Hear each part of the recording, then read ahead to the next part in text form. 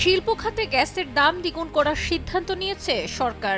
এরই মধ্যে নতুন দরের নীতিগত অনুমোদন দিয়েছে জ্বালানি বিভাগ। প্রস্তাব অনুসারে নতুন কারখানার জন্য গ্যাসের দাম হবে এলএনজির আমদানি ব্যয়ের সমান। ফলে নতুন কারখানাগুলোকে দ্বিগুণ দামে গ্যাস কিনতে হবে। পুরনো শিল্প কারখানায় লোড বাড়াতে চাইলেও গুনতে হবে দ্বিগুণ মূল্য। বিষয়টি চূড়ান্ত করতে প্রস্তাবটি সোমবার বিকেলে পেট্রোবাংলার মাধ্যমে বাংলাদেশ এনার্জি রেগুলেটরি কমিশনে পাঠানো হয়। এই প্রসঙ্গে বিআরসিতে আলোচনা হতে পারে বলে জানা গেছে। সংশ্লিষ্ট সূত্রে এসব তথ্য জানা যায়। বর্তমানে শিল্প গ্রাহকদের প্রতি ঘনমিটার গ্যাস কিনতে ৩০ টাকা এবং ক্যাপটিভ পাওয়ারে ৩০ টাকা ৭৫ পয়সা দিতে হয়। এলএনজির বড় আমদানি ব্যয় ৬০ থেকে ৬৫ টাকা।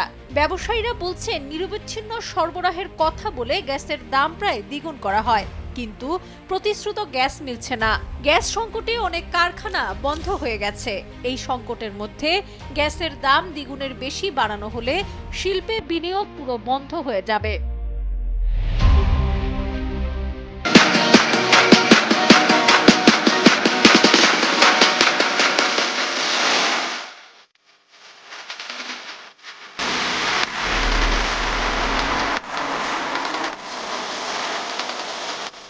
জ্বালানি বিভাগ সূত্রে জানা গেছে, গত ২৭ ডিসেম্বর এক সভার সিদ্ধান্ত অনুসারে শিল্প ও ক্যাপটিভ শ্রেণীতে নতুন সংযোগের ক্ষেত্রে গ্রাহকদের গ্যাসের দাম হবে এলএনজির আমদানি ব্যয়ের সমান। তবে যেসব শিল্প ও ক্যাপটিভ গ্রাহক ইতোমধ্যে সংযোগের প্রতিশ্রুতি পেয়েছে, তাদের ৫০% পর্যন্ত গ্যাসের দাম হবে বর্তমান মূল্যে। বাকি ৫০%-এর দাম হবে এলএনজির দরের সমান। পুরনো শিল্প বা ক্যাপটিভ গ্রাহকরা লোড বাড়াতে চাইলে তাদের অতিরিক্ত গ্যাসের মূল্য হবে এলএনজির দামের সমান।